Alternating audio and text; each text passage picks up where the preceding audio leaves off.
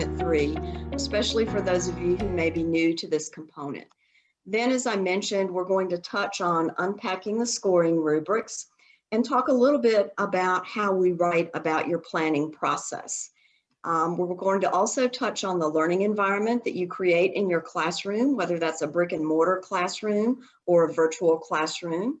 And Andrea is going to lead us through some really important information about your equity standards and also give you some great ideas to increase your student engagement. So that's kind of where we're headed this evening. We're going to take a look at the structure of component 3. You're going to have several forms to complete, and the first one is just a very simple introduction to entry form where you're just letting the assessor have some background information about you and what you're submitting for component 3. The rest of the work that you prepare for component 3 is going to be in 2 sets. You'll have one set of information for each of the 2 videos that you're going to create. So you will be submitting 2 video segments, and they will each be 10 to 15 minutes in length. For each of those videos, you're going to have an instructional context sheet, which is just like it sounds. It gives the assessor some context about your teaching situation. Then you'll answer some questions on an instructional planning form, and you'll attach to that a 2-page paper answering some writing about planning questions, and we'll take a look at some of those questions in just a few minutes. You will also attach up to 3 instructional materials per video, and those are generally not completed student work samples. They are instead information that will help the assessor understand what they are seeing on the video. So for example, it might be a photograph of an anchor chart that you have in the classroom that's not visible on the video. So you can submit up to 3 of them for each of your video. And finally, you're going to prepare a 4-page written commentary for each of your videos. And this is where you'll analyze the instruction that you captured on your video and reflect about what you might do differently to make it even better next time. If you're a visual learner like I am, we have a graphic at the end of that slide that you can go back and look at that presents all of that information in a graphic format. One thing that's important to keep in mind is that there are some very specific requirements for the videos that you're going to submit for this component. First of all, each of your videos have to be different instructional formats. For most certification areas, you can choose between a whole class lesson, a small group lesson, a laboratory setting, or one-on-one, or any format that is appropriate for your certification area. So check your certification specific instructions and you'll see that there's a little listing of the different formats from which you can choose. And you'll have to have a different instructional format for each video. And you'll need to justify why you chose that instructional format to teach those objectives to your students. So you want to put some thought into making some thoughtful choices about your instructional format. You also need to have lessons on these videos that are from different instructional units. So you are probably already aware that there are rules and regulations that you need to follow about which lessons and units can be the same or different for the various components.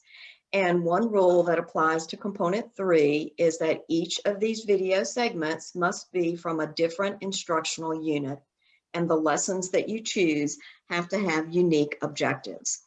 Having said that, we recommend that you choose instructional units for your videos that are going to provide multiple video recording opportunities.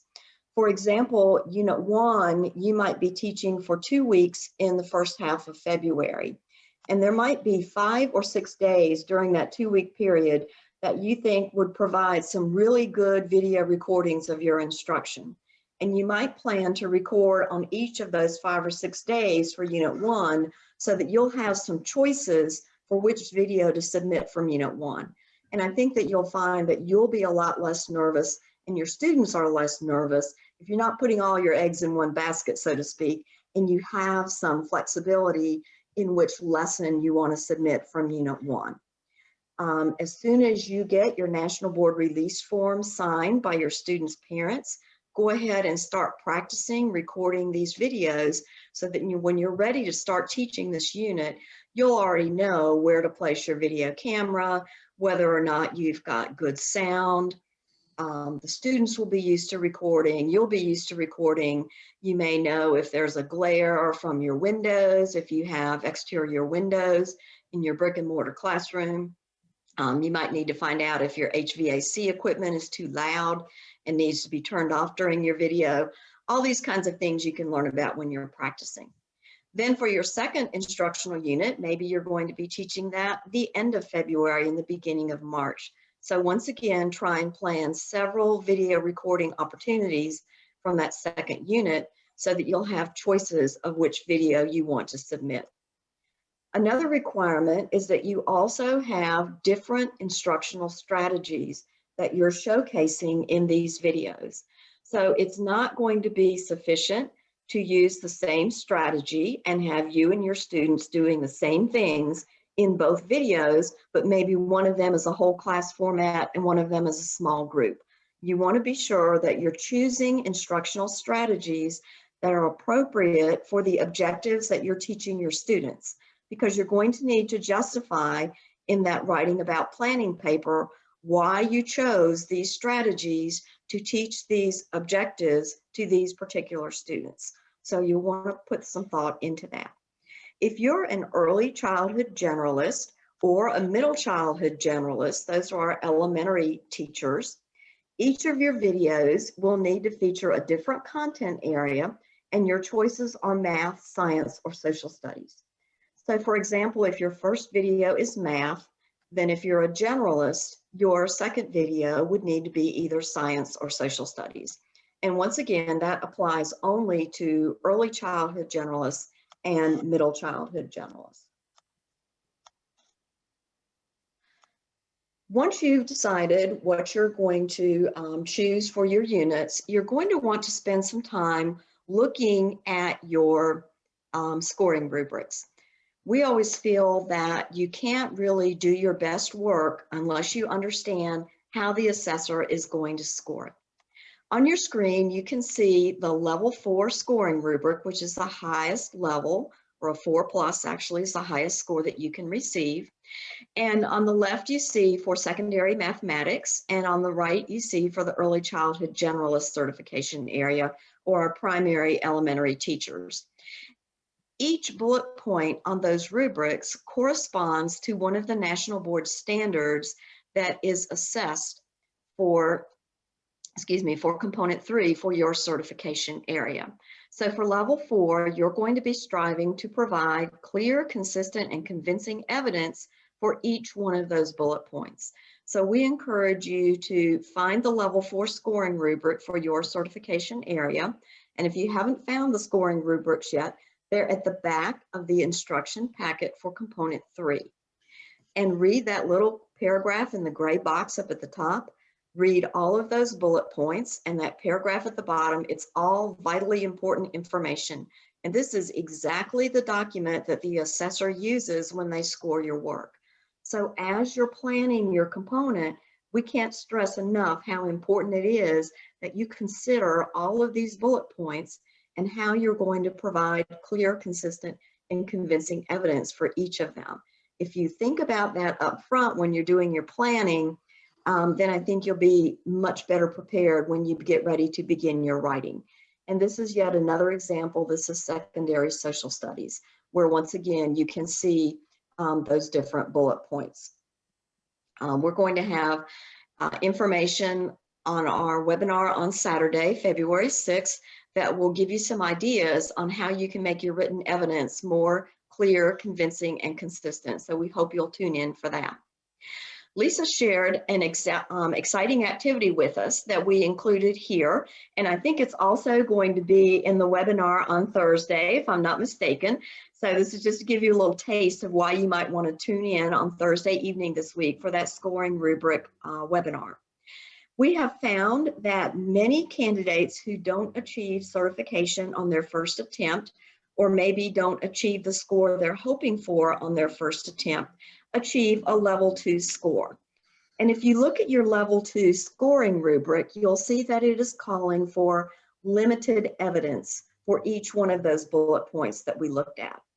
Whereas level 3 rubric is calling for clear evidence for each of those bullet points. So what we're suggesting is that you print out or put side by side on your computer screen your level 2 and level 3 rubrics for component 3, and then highlight all of the differences between the level 2 and level 3 rubric, as you can see on your screen. And make sure that you thoroughly understand how to move your submission from a level 2 performance to a level 3. As Lisa showed us at the beginning of the webinar, component 3 counts for 30% of your overall score.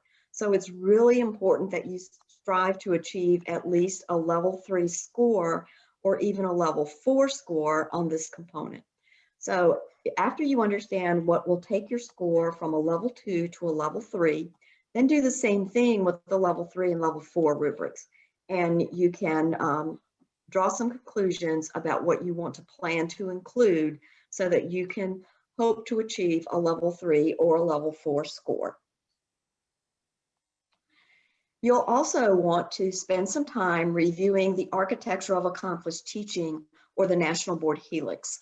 A lot of candidates skip this step, and I really think that they're doing themselves a disservice. I know that we are all really busy educators, especially during the pandemic. We all have more that we can do on a personal level as well as a professional level.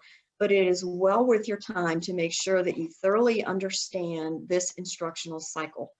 You begin reading this diagram where it says first down at the bottom, because all of the National Board instructional cycle is built upon the foundation of your knowledge of students. We've included some questions there that you can ask yourself to kind of quiz yourself on what kind of knowledge do you have about your students beyond their test scores. And you can see that we've done that for every step of the instructional process. And we encourage you to relate these steps of the instructional process to both the 5 core propositions as well as the National Board standards that are being assessed for component 3. And you can find that list of standards on page 1 or 2 of your component instructions for your certification area. And I really think that you'll understand that it is going to be worth your while to thoroughly immerse yourself in this instructional cycle and the related information from the 5 core propositions and your standards, so that you'll have this in mind as you plan your instruction, because all of this information is foundational to what the assessor will be looking for in your work. In other words, they are looking for how you plan your instruction based on your knowledge of students. They are looking for how and why you set worthwhile and appropriate goals for your students at this point in time. They are definitely looking for how you would continuously monitor your students' progress during the video and before and after the video. So all of this is going to come into play for you on component 3.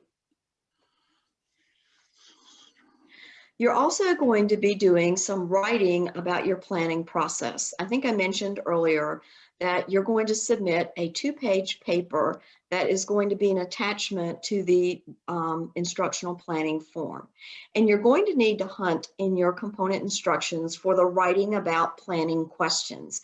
And you see a sample of them from one of our certification areas on your screen. These are different from the questions that you will answer from your written commentary. They're located earlier in the component instructions. And we have found that sometimes candidates miss these questions and they don't answer them. And it really has an adverse impact on their score. So be sure that you find the writing about planning questions and go through them as you're planning the units of instruction and the lessons that you're going to record for this component, so that you will be sure that you have a lot of solid information to respond to these questions when you get ready to write up this component. You're going to want to choose lessons that showcase your ability to do accomplished instructional planning. In other words, how do you decide what instructional format and what instructional strategy to use to teach these objectives to these students at this particular point in time. Andrea is going to talk to us some this evening about some strategies that you can use to really get your students engaged in a quality manner. So what are you going to plan for a high quality student engagement, both with you as the teacher and with each other as students? And we're going to take a look also in just a moment about what is exactly meant by learning environment. There's a link on your screen, a bit.ly, to a planning document for MC Gen. Again, just one of the examples, and you can go through that similar planning process for any certification area by looking for those bullet points in your component instructions.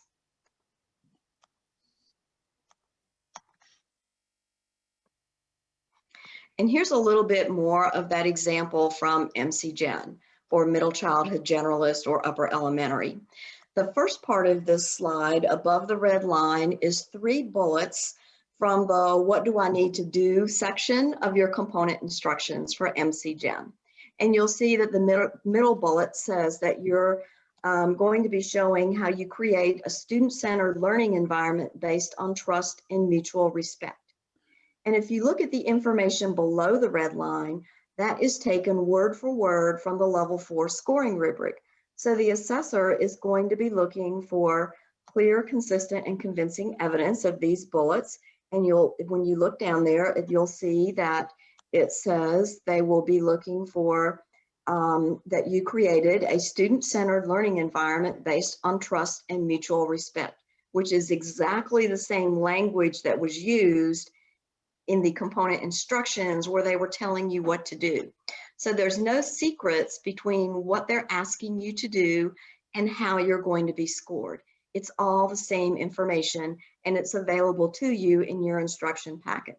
So we really encourage you to read your component 3 instructions word for word, cover to cover, several times. This is a very meaty component. It's worth 30% of your score. And everything in those component instructions is going to point you toward what you need to do to achieve a high score on this component. So don't make the mistake of focusing only on certain parts of the instructions. Read the entire instruction packet to make sure that you understand all the nuances of this component that could have a big impact on your score. Another thing we want to point out is that your videos do not necessarily have to be professional quality. And Andrea is going to talk to us later, or Lisa perhaps, about the Atlas resources on the National Board website that will give you some good exemplars of what video quality you need to strive for. And with that, I'm going to turn it over to Andrea. Thanks, Linda. One of the components in every component 3 that's highly regarded is the idea of equity. And one of the examples of a question that might be represented is, how do you establish a fair, safe, equitable, and challenging environment for your students? One of the differences that we notice in candidates is the understanding of equity versus equality and what that actually looks like in your classroom. And so although we both promote fairness, we want to make sure that you're talking about equity, meaning that you're finding activities and learning opportunities for your students to achieve, even though they might be different. And so different treatment might be needed to be able to prove this in your component. So how are you really showing equity for your students in their learning environment that's different or unique based on their needs for your students? And so really thinking about that as something that every component is asked, and often a question that candidates struggle with is, how do you provide a fair, equitable, and challenging environment for your students? And so really take that into mind as you start your planning for what your lessons could be. Every certificate area has standards around equity. This is one of the examples of what it would look like and where you can find it. And the standards really pull out those equity standards that you're going to be looking for. So how do these standards look and sound in your classroom? If you were asked to talk about students in your classroom that are traditionally underserved, how do you represent those students in your component so that you're really showing equitable teaching for those students? Also, that an accomplished teacher realizes that equitable learning opportunities need to be different based on the development of your students. What would that look or sound like in your classroom? And how are you going to be able to pull that out with evidence to be able to write about it in your written commentary? So something definitely to consider, and finding those equity standards in your component area so that you can find ways to pull out those pieces of evidence in your writing and in your videos. The next thing that I'll share a little bit with is the idea of student engagement. And this is a quote from the Glossary of Education Reform, that student engagement refers to the degree of attention, curiosity, interest, optimism, and passion that your students show, which is sometimes difficult, especially if you're doing remote learning. Really finding those ways that you can get students to share their curiosity or their interest. Really being able to highlight practices or strategies in your classroom that really get your students' attention and get their interest in whatever topic you're thinking about. And so how do you know that your students are meaningfully engaged, whether or not you're in a full person classroom or in a remote classroom? If you have great ideas, I'm sure others would like to hear them as well. So go ahead and type them in the chat. How do you know your students are meaningfully engaged? And what interactions might they demonstrate to let you know that they're really paying attention and grasping the understanding of the concepts that you're teaching? Share any ideas with us. This is a great opportunity for people to learn together, because student engagement, especially during this year, is challenging for everybody, especially when cameras are often off and students are often muted. How can you really pull out those ideas to help prove that what you're doing with your students is meaningful? So in student engagement through national boards, you're going to be asked to describe and analyze this from your video. So what will you see? What will the assessor be able to see and use that video as evidence for? What will you hear? And how will you be able to take what you hear in that video and write about it in a way that shows that you actually planned and hoped that this design would work? And then you're going to be able to reflect on to what extent did that really actually help for your students. So not only are you going to be able to prove it through the video, but how are you going to write about it? What are you going to be able to say students said or what they did with their actions to prove to you that they were actually engaged?